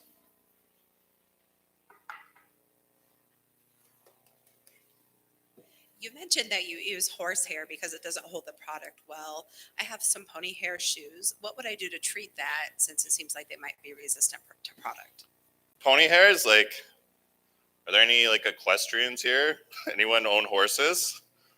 You kind of, yeah, that's cool. I'm envious. But basically you kind of, it is pony hair. So like you just kind of, it's not actually pony hair, it's cow hide. Sorry to ruin the illusion. But basically you just kind of want to brush the dirt off it. It's nice that way too. Like animal hair is meant to not hold dirt. So you can just kind of just brush it off in most cases. Again, like if you don't need to, don't, yeah. But if you're a very clumsy person, maybe give it a little spray. But don't go heavy, especially on furs and stuff like that. I have a question regarding an old pair of purple boots. I'm over here. Thank you. And I use the Saphira cream, or the cream, the purple part, but they have wooden heels and wooden soles. And the heels always just look dry. The purple looks fantastic still after all these years. But any recommendations for the wooden heels and things like that? You know what? Yeah, I would literally say, like, I'm more of a leather guy. We haven't made too many wooden clogs in the past, so I haven't actually fixed many of them. But you would just treat it like I guess you might want to use lemon pledge sometimes. But yeah, you'd want to use the same product that you would use on wood, basically. Sorry, I work with a lot of wood as a baker, and I would use linseed oil. Okay. I would not use pledge, because if it's a porous wood, what you want to do is actually increase the oil in it if it looks dry. And the best one is linseed oil. I'm going to defer to that answer. That's probably accurate, yeah.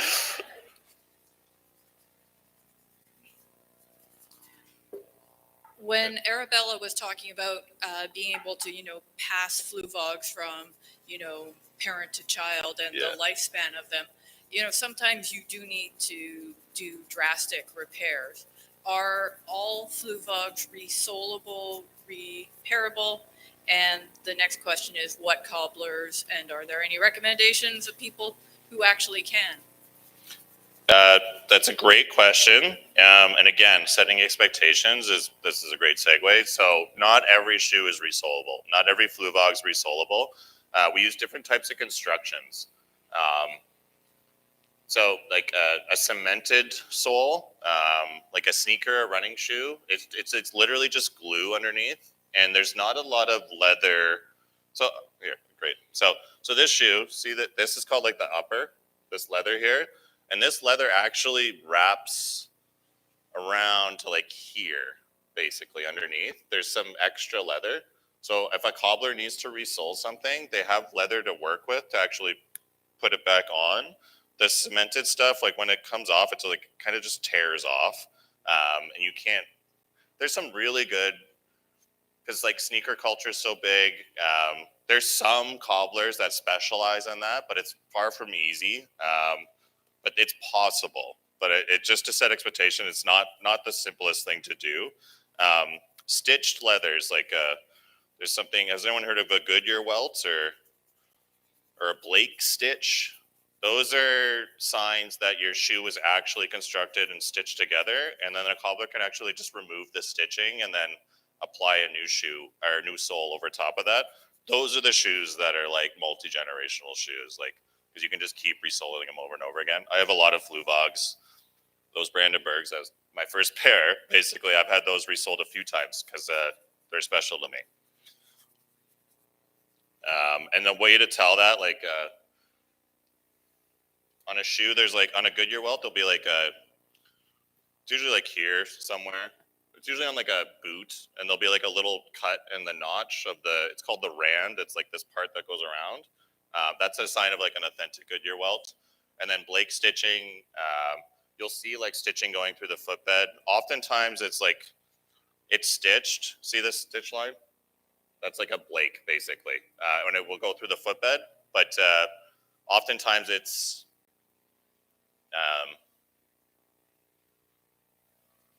sorry, I'm blanking. Oftentimes you'll be able to feel it inside the shoe.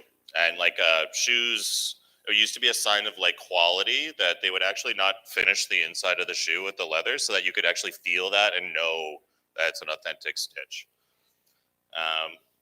But those Goodyear welted shoes are like will last the longest. Blake, there's like Bologna stitch and all these. There's different types of construction, but cemented shoes you can't really keep forever. But again, there's people like starting to specialize in that because more and more shoes, unfortunately, are just sneakers. Like it's there's something to be said for like old world construction.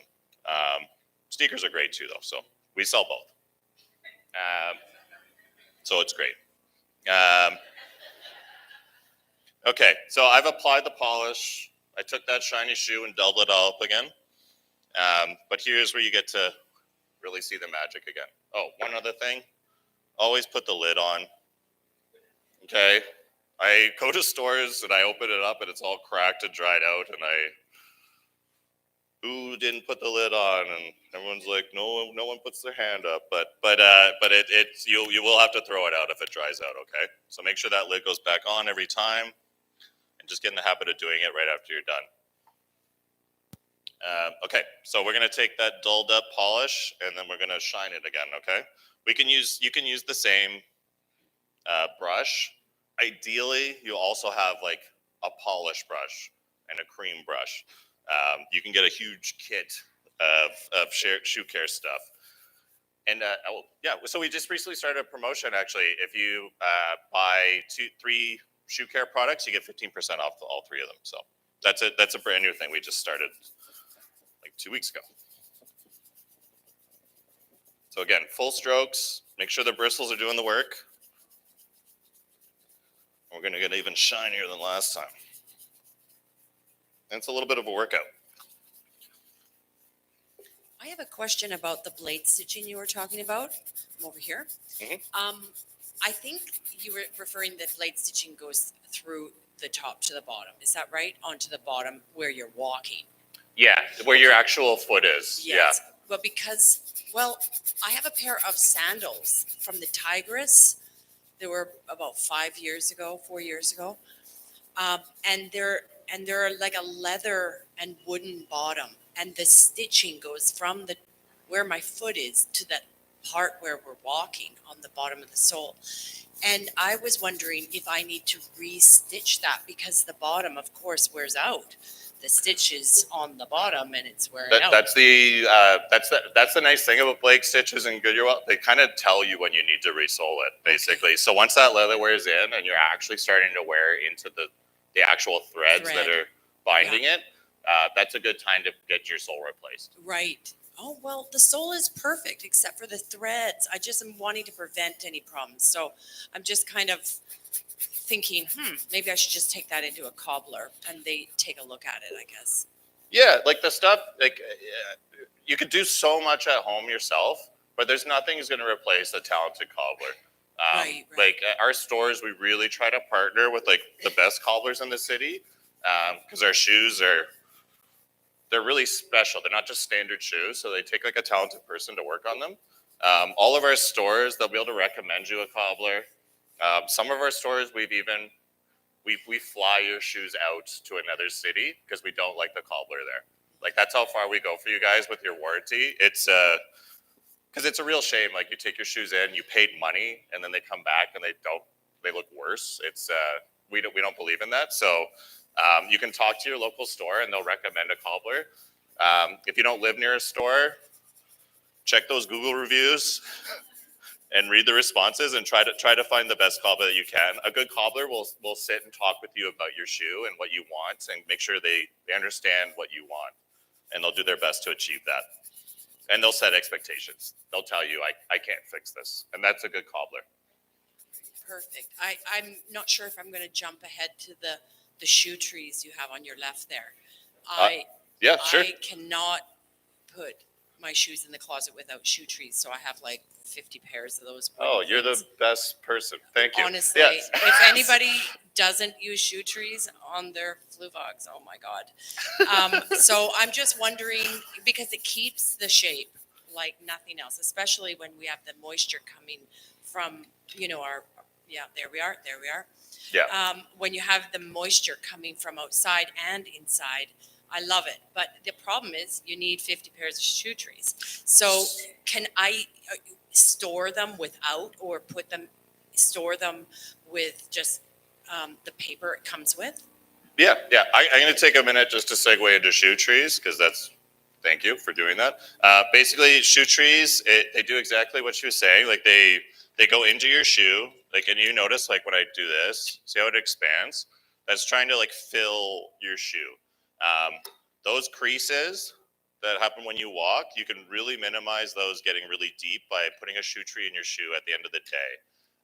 You're right. Ideally, you have a shoe tree for every single pair of shoes you have. That might not be the most practical thing, but that is the best thing. If you don't, have like a couple or even just one shoe tree that you put in your shoes that you wore that day. Okay. At the end of the day, put this in there. They're made out of cedar. Cedar's a natural antibacterial, so it actually will get rid of a lot of odor. And then this, when it opens up, you're creating like airflow too, so that'll help the shoe dry out faster. The longer your shoe's wet, the worse it is for the leather. And again, it keeps that shape. So if you don't want to buy one for every pair of shoes you have, just make sure you put it in the shoes you wore that day, basically. Okay, everyone. Oh, wow. Ooh. Okay. So I don't know if you can tell the difference between the cream and the polish, but it is a little bit shinier. Okay. Trust me. And I'm running out of time, so I just want to talk about one other product. We went through patent, we went through regular shoes. We talked a bit about suede. For suede, you want to use a suede brush, basically. And you want to use this side, the metal side. This is for nubuck. Nubuck's so hard to take care of. Use the suede, but you kind of do the same thing with nubuck. But basically with suede, you're not actually cleaning the suede. You're making new carpet fibers. So when you use it, you want to, imagine this is suede. Okay, you want to do like a lifting motion. Okay, so you're basically creating new fibers. The thing with suede, if you do this too much over time, you kind of run out of material to make fibers with, and that's when you get those like dull spots in suede. A cool thing you can do with the shoe that's gotten that beat up, when the suede's like unrepairable with the suede brush, you can use mink oil, and it's not going to be a suede boot anymore. It's going to look like this, basically. But you can turn your old beat up suede shoe into like a oil slick kind of leather shoe, and it has the same effect. I'm going to just apply this to this and just show you how to use mink oil, okay? So mink oil you want to use on like our oiled leathers. You'll be able to tell by just like, to me it's obvious, but like this looks kind of like wet. Does that effect happen there, or oily basically? Because that is what it is. It's an oil saturated leather, and sometimes you just need to apply more. So you use mink oil. You should use gloves. I don't have gloves, so I'm not gonna. But you basically want to apply it. And again, especially with mink oil, don't blop it on and walk away. And you want to do that same, like, here we go, and then apply it to the leather here, okay? And it'll turn like darker. It's gonna turn the whole shoe darker, okay? But it'll lighten up over time as you wear it, just like it did this first time. And I'm gonna just do it to this, and then I will show you guys the before and after, because I have the right side I haven't treated and the left sides I have. So we can already look here. Let's just make a nice little display. Okay, so these are before and afters of these. Patent, regular, and then we'll do oiled leather. I don't know if I have time for more questions. One more? Well, I have the mic, just saying. Hi. I'm back. I have a pair of Cleos, floral Cleos that I might have accidentally kicked. Just wondering if there's any hope for scuffs in printed leather. Printed leather depends on the print. I'm trying to remember what one that is exactly. Is it a fabric or? So if it's actual leather, printed leather, it's kind of like a painted shoe, basically. So it goes on top of the shoe. You have to kind of get artistic and try to match that coloring again. And apply it to that shoe to try to, like, basically you're kind of like fixing a damaged piece of art, basically. Yeah, you become a art restorer, basically. Yeah, so if you have artistic talent, that's the best way to do it. But again, I do want to make clear that's kind of a theme here. Like, we make like beautiful shoes, very different shoes. Like, some of them they're meant to look delicate, and they are delicate. So you can have those moments where you really regret what you just did. But the nice thing is you can just get another pair. But yeah.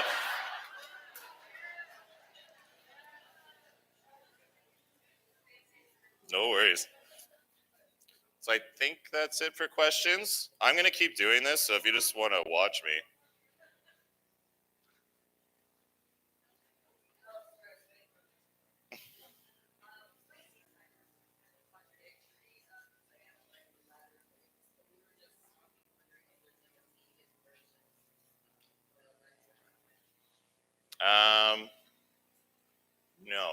No. Vegan is like that's like kind of new materials, like vegan leathers that get better and better like every single year. There's more demand for it, and whenever there's a market for something, people will invest in it more. And you're starting to see like interesting, like every year, like they just get more and more like real leather. I'm hoping at some point the market's big enough that they create a mink oil product basically for vegetable or for vegan leathers. It might exist. I might not know, but I don't know everything.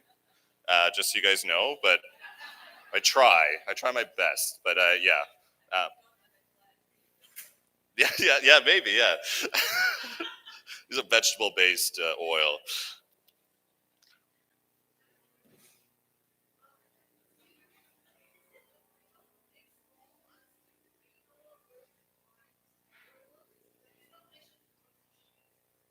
They should. You should be able to find them out there. Oh, okay. Okay.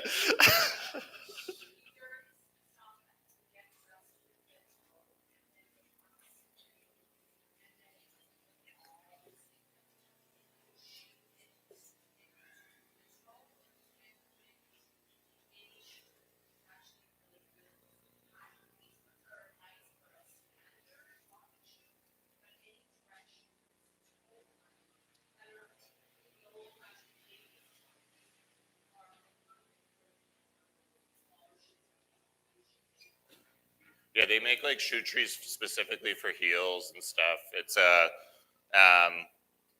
if you find like a supplier, like there's companies that supply us and stuff, you can find I'll help you find.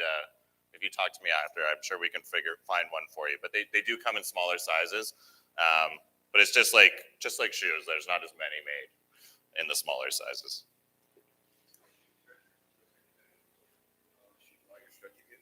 Sorry?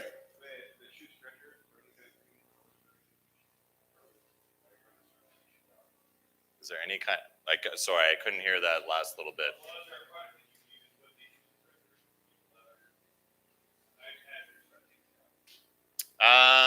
No, it's more like you would stretch it, and then when you stretch it, you're basically opening the pores of the shoe, and you're kind of exposing new leather, and then you'd apply the product after the stretch. Okay. Steven's kicking me out, but look at this.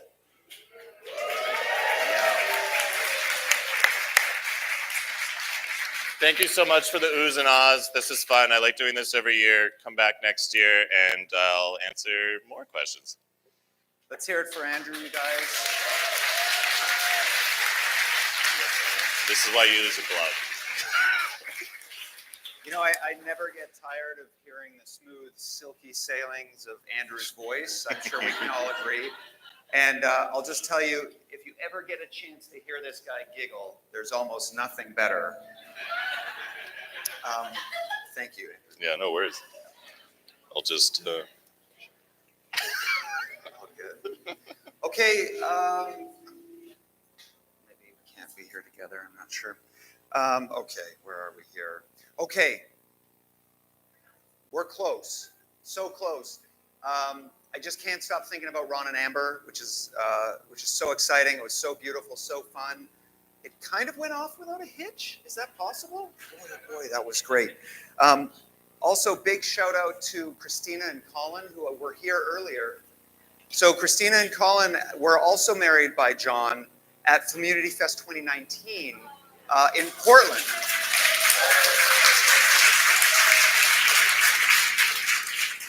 Now, I have to stress they came together.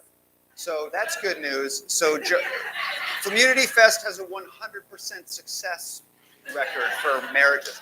And I did hear somebody suggest that next year we have two lineups, one for tattoos and one for weddings. Maybe just to be a bit quicker. Also, before I forget, for anybody who didn't know, there was a New York Times writer and photographer here during the wedding today.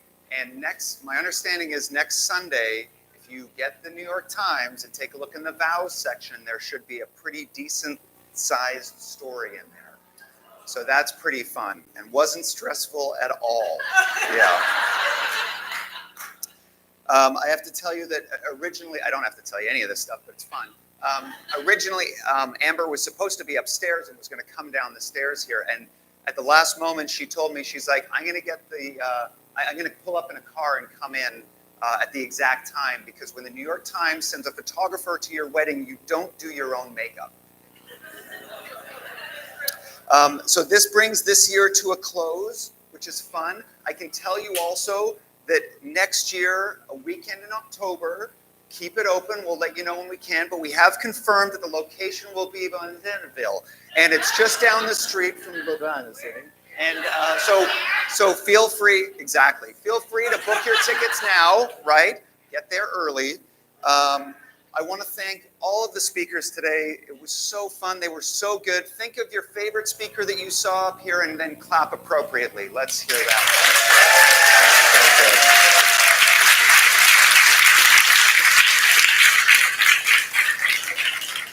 I also want to thank everybody at Fluevog, of course, John himself, but also the buying team, the retail team, the HR team, the accounting team, and the design team.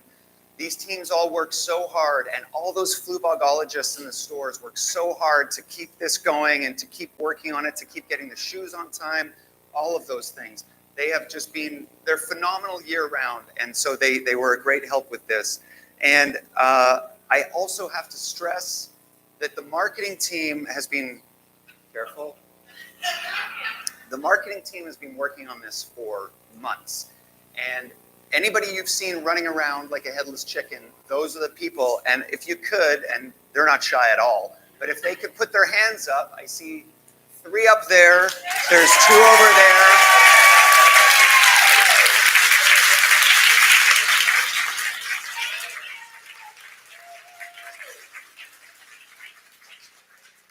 almost done. A little story, and I get so excited about these little gems. And one happened during the wedding outside. When Amber came in, the limo driver called me over. And I'm like, okay, we're like in the middle of this, but sure, what is it? And he's like, sorry to bother you, but I'm taking the wedding party after this. And I keep typing the address into the thing, and it just sends me to this shoe store. Where am I going? And I just locked that away, and I just thought that is the story, right? Sometimes you have to be a part of the community to really understand the community. When you know, you know.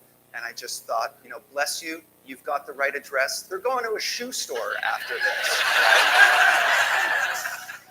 So everyone in this room and beyond has built this thing that is really just so special and powerful. It's really nice to be a part of. I know it's changed my life. I know it's changed a lot of other lives. So thank you for that. Let's keep going. Thank you for helping it grow. And I think it's just one of those messages that things and communities built around positivity and a sense of belonging in the world that we live in right now can change people's lives. So I know it sounds like I'm preaching, but I'm actually preaching to the converted, so that's fair. But it is so important. Thank you for continuing with us. Thank you for helping it grow. And thank you for helping change more people's lives. It's really, really magical.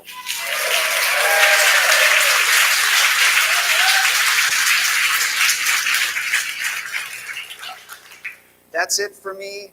Thank you for coming. I hope you had fun. I hope you met someone new. And I really hope you'll come next year. Thank you very much.